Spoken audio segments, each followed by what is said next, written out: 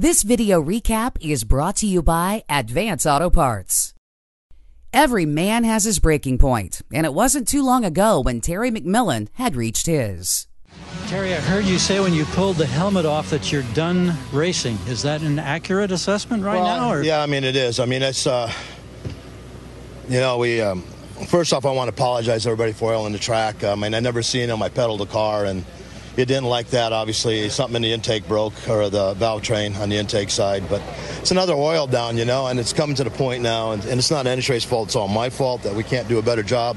But, when it's putting oil on the track, it's costing me a lot of money, and then in return, it's just tough for me to get new parts. And, I just lost a, $5,000 injector and who knows what else. So it's like, we're going to reevaluate it. But right now, it's not looking great. It's just, I'm not sure it's worth continuing on and doing what we're doing, and maybe it's just this way to tell me it's time to retire. Mcmillen had become a one-man highlight reel. For Mcmillen, he knew quitting was not an option. Just hours after Mcmillen was given the Mike Neff Spirit of Drag Racing Award for one who fights the fight despite the odds, he battled his way through the hardships, all while keeping his eye on the prize. And boy, what a prize it was. In the Top Fuel final round at drag racing's most prestigious drag race, the Chevrolet Performance NHRA U.S. Nationals, Mcmillen became the Big Go's most improbable winner since Tom the Mongoose McEwen won Funny Car in 1978. Mcmillen sealed the biggest race win of his life, stopping Doug Coletta in the final round. No matter what happens from this point forward, on your career, you are a U.S. Nationals winner.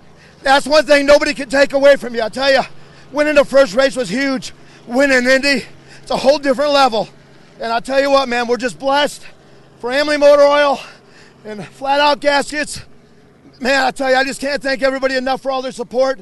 The fans in Indy, man, I love you guys. What a place. Appreciate all the support. But, man, how about that? Indy. Wow, my son, love you. For Funny Car racer J.R. Todd, he sealed a pretty big deal as well. Todd successfully defended his U.S. Nationals title, scoring the first back-to-back Indy Funny Car titles since Mike Neff did it in 2011 and 2012. Todd stopped Matt Hagan in the final round, and in doing so, vaulted himself into the 5th spot in the final regular season standings. At what point in this weekend did you know that there was a chance you were going to be a back-to-back U.S. Nationals winner? You never know if you're going to be a back-to-back winner. This is by far the hardest race to win all year. All these Mello Yello events are really hard to win. And to come back here and do it 2 years in a row, I knew testing last week that we still had a good chance of coming in here and competing with these guys. And beating guys like Robert, Hagan, Dickey, they're all world champs. They've won this race before.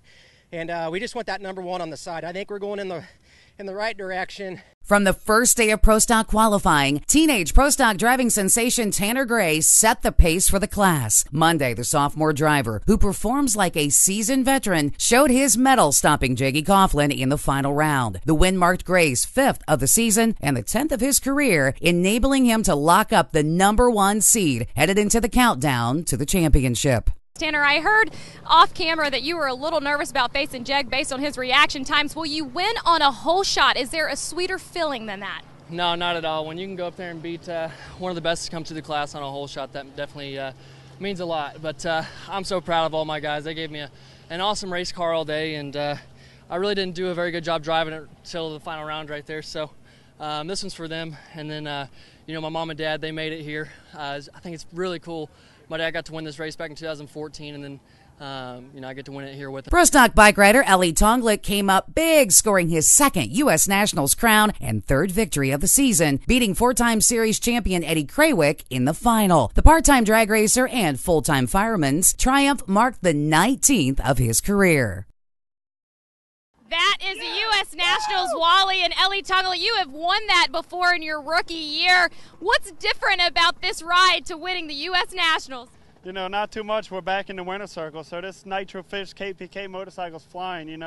Tim Kalungian's doing a hell of a job tuning this thing, and without Mr. Race Oil support, E3 spark plugs, the whole team, everybody just thrashed in that final round to get this thing back up, and this is just crazy to come out here and run this good and win this race. I can't thank everybody enough, and my wife is at home still pregnant. So on the big stage of Pro Modified, nobody talks a bigger game than Stevie Fast Jackson. After a last-minute push to gain a berth into the field, Jackson just didn't talk the talk. He walked it. The last time Jackson met Jose Gonzalez in a final round, Jackson crashed his Pro Modified Camaro. The only thing he crashed this time was Gonzalez's championship hopes as he picked up NHRA win number 4.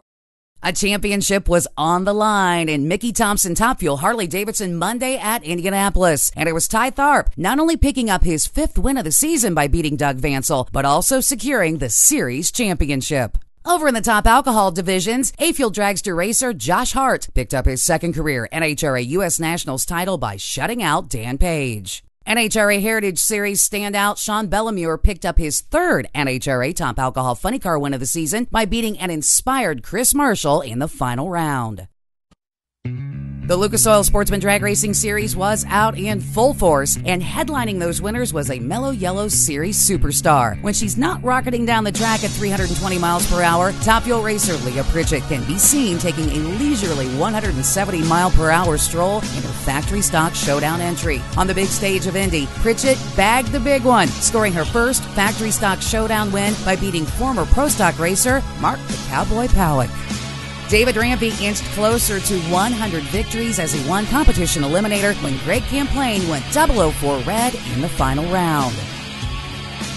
Superstock is one of the NHRA's traditional sportsman eliminators, and nothing says Indy tradition like a 1964 Plymouth Savoy. Dennis Stewart drove to victory when Dale Hultquist went 003 red.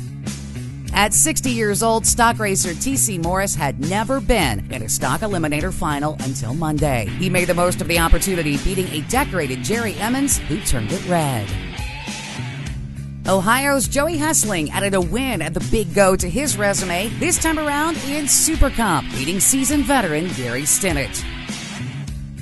And if you're going to pick up your first career NHRA Wally, what better place to do so than on the big stage at the NHRA U.S. Nationals? Supergas came down to an all-Hoosier final as 21-year-old Devin Eisenhower picked up his first one, shutting out Steve Hoyt.